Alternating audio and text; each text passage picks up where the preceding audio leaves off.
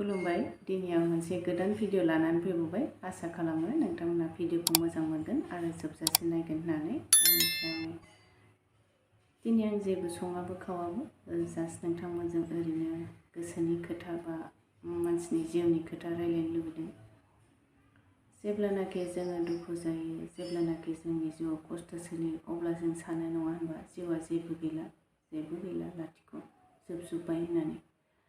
बेबायदि समाव जोंनि सेर सेर बायदिसिना मटिभेशन बायदिसिना थुलुंगा भिडिअफोर बा बायदिसिना खोथा लेखा आरिफोरा जोंनि सेर सेर थांलाय फैलाय खालामब्लाबो जों बेफोरखौ नोजोर आन्दाज खालामो नङा होनबा माने खेरखेराया नायसननो गोसो जाया खालि बे मोनसे माबायावल' जोंनि मेलेमा माने फकास खालामबाय थायो बेबायदि समाव लोगोफोर जों मोनसे खोथाखौल' साननानै लानांगौ जि खालामो भगबाना जोंखौ बा आंखौ मोजांनि थाखायसो खालामदों गासैखौबो आङो भगबाननि सायाव नागारजोबो जे जागोन मोजाङानो जागोन होननानै गावखौनो माने अबंलावरिनि आखायाव सारेन्डार खालामनानै होनांगौ अब्ला जोङो जिउआव गासैबो साक्सेसखौ मोननो हागोन स' अननानै नोंथांमोनहा खुसि जानो नाजा हेपि जानो नाजा बेफोरबायदि दुखु जानो नाङा खस्थ' जानो नाङा आरो जोंहा मोनसे ससियेल मिडियायाव ओरैबायदि जाबाय लोगोफोर माने गिलिर सल'फोरखौ होनानै गावनि फट' एड खालामनाय बा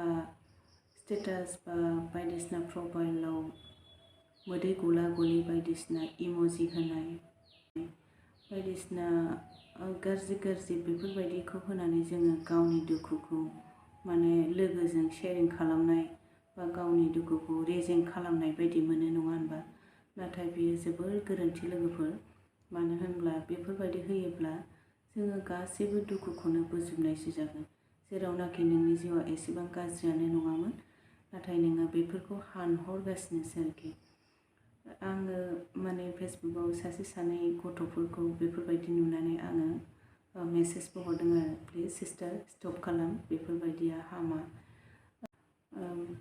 बेफोरबायदि माने गिलिर सल'आबो जोंनि जिउआव गिलिरसिनसो लाबोयो दे लोगोफोर आरो बायदिसिना इम'जि गाबनाय आरिनाय माबानायफोरा गासैबो दुखुखौनो एट्राक्ट खालामनाय जायो स' बेनिखायनो लोगोफोर नोंसोरो रियेल लाइफआव दुखुआ जामारदोंबा माबा मोनसे जाथाया जामारदोंबा माबा मोनसे खस्थ'आ फैमारदोंबा बेनि उल्थासो खालामनांगौ जों माने हेपि देखायनांगौ खुसि देखायनांगौ अब्ला नोंखौ मानसिफोरा जेनेबा लाइक हरगोन लाभ हरगोन बायदिसिना मोजां माने कमेन्ट्सबो हरगोन नङा होनबा जेब्ला नों दुखु जादों जेब्ला नों सेड सं लागायदों अब्लाथ' बिसोरबो माने गाबनाय दुखुखौनो हरगोन ना इस होननानै बिसोरबो हरोना बेबायदियाव नोंनियाव बांसिन दुखुआ प्लास जायो लोगोफोर बिनि थाखायनो बेफोरबायदिखौ माब्लाबाबो दाहो मानो होनबा बेफोरखौ आङो गासैबो पास जाबोजोबनाय होननांगोन आरो लोगोसे माने नों मोजां होदोंब्ला मोजां लाइफआव जेनेबा मोजां सिटुएसन गैथ'वा ओमफ्राय रियेलाव आरोना रियेल लाइफआव मोजां सिटुएसन गैथ'वा नाथाय अब्लाबो नों मोजां होदोंब्ला नोंखौ मोजां कमेन्ट हरगोन लाइक थुगोन लाभ हरगोन बायदिसिना मोजां ना अब्ला नोंनिया भाग्यआव मा फैगोन ब्लेसिंआ फैगोन स' बेनिखायनो आं दिनैनिफ्राय नोंथांमोनखौ एसे एलार्ट खालामनो लुबैदों नोंथांमोना जाहाथे गावनि लाइफआव बेफोरबायदि गाज्रि माबाफोरखौ होनांला दिनैनिफ्राय सेड सं खोनासंनाय दुखुनि इम'जि बायदिसिना बेफोरखौ नोंथांमोना माने होनो नाङा गावनि प्रफाइल गावनि स्टेटास गासिबावबो हेपि खुसि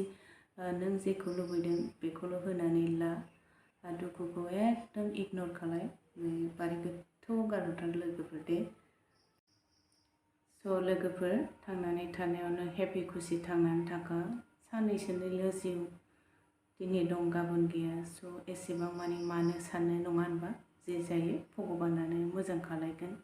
आफा बोराइ बाथौआनो मोजां खालामगोन होननानै साननानै ला आरो हेपि खुसि थांनानै था लोगोफोर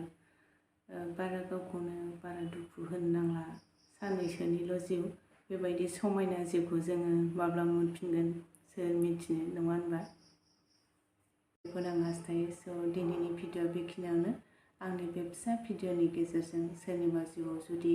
सुखु गोजोन लाबोनो हादोंबा बेयो आंनि थाखाय सौभाग्य माने आं खाफाल गोनां होननानै साननानै लागोन। स' थेंक इउ स' माच आंनि भिडिअखौ जोबजासे नायनायनि थाखाय रोजा रोजा साबायखर थाबाय। आरो मोनसे रिकुवेस्टबाव प्लिज अननानै आंनि चेनेलखौ लाइक शेयार एन्ड साबस्क्राइब खालामनो दाबाव, लोगोसे बेल आइकनखौबो थुनानै होदो। जेब्लानाखि आं गोदान भिडिअ आपल'ड होगोन अब्ला नोंथांनाव नटिफिकेसना सहैगोन। स' थेंक इउ स' माच।